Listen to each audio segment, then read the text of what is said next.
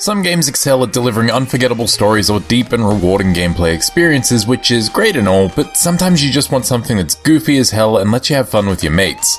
Moving Out definitely delivers on the goofy couch co-op experience, but just like actually moving out, it can be a difficult and frustrating time if you don't have friends nearby to give you a hand.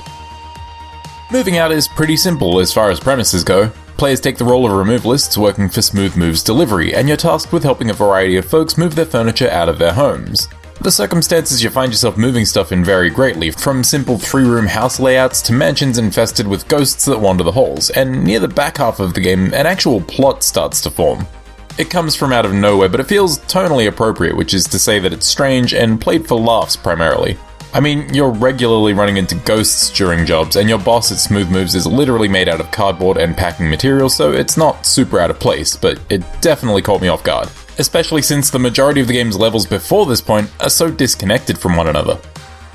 But if I'm being honest, I'm not here for story, and neither are you. The surprising finale aside, most of Moving Out's writing is still fairly funny, limited to exchanges between the hapless removalists that you play as and their weird cardboard box boss, and these serve to bookend each level with a laugh. This goofy comedic streak is inherent in the game's core mechanics as well, which takes the tiring and frustrating realities of furniture removal and injects it with a shot of physics-based chaos and a carefree approach to property destruction. There's something undeniably hilarious about throwing furniture and shattering every window in a house with zero repercussions, but beyond that, Moving Out does deliver an enjoyable gameplay experience. Each level presents you with a house, the definition of which becomes looser and looser as the game goes on, and your goal is to move all of the marked furniture into your truck before the time limit runs out. It really is just that simple. The challenge comes from not really having a lot of control over your movement when you've got larger items in your hands. Cardboard boxes or small appliances are easy enough to maneuver, and you can even throw them a decent distance if you feel the need, but when it comes to armchairs or TVs, the items can swing wildly around your body as you move, which makes navigating doors and tight spaces pretty difficult. This awkward movement becomes even more of a challenge when you try to move larger items like beds and refrigerators, which take plenty of angling and repositioning to transport effectively.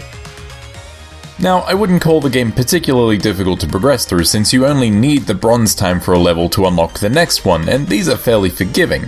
But if you want to get the most out of Moving Out, those gold times are crucial, as well as the variety of unique challenges that are found within each level, and these can be pretty tough to achieve, at least while playing solo. By beating gold time challenges, you can unlock bonus VHS levels that are set in some more ludicrous situations than the main levels. For example, the very first one you unlock has you unloading a plane mid-flight by throwing items into your truck which is speeding along the highway below.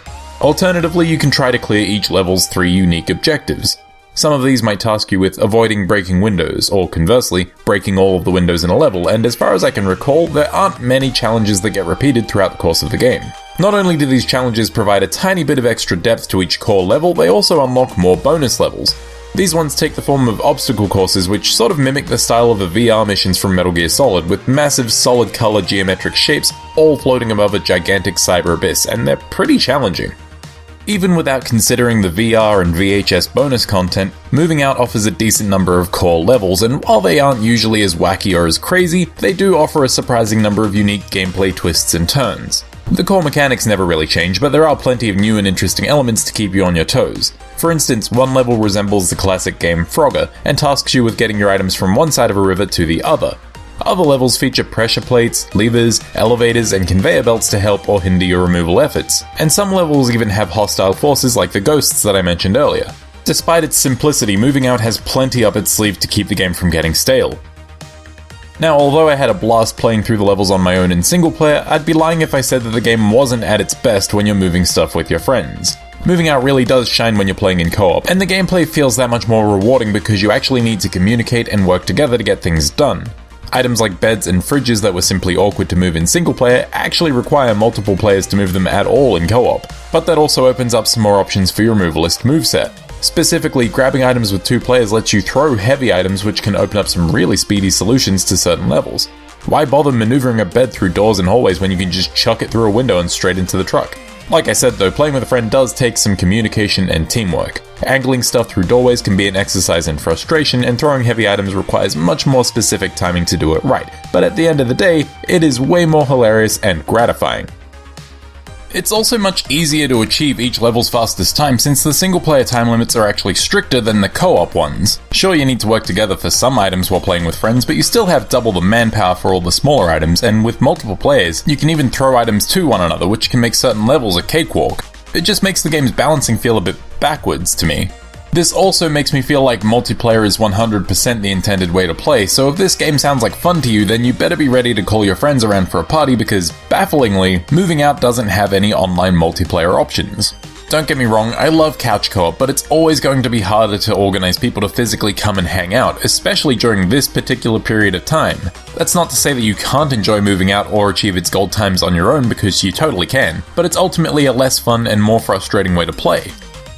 To Moving Out's credit, the game does offer an assist mode, which enables a number of different modifiers to make the game easier, which is useful if you're struggling to organize your friends, or if you're just bad at the game.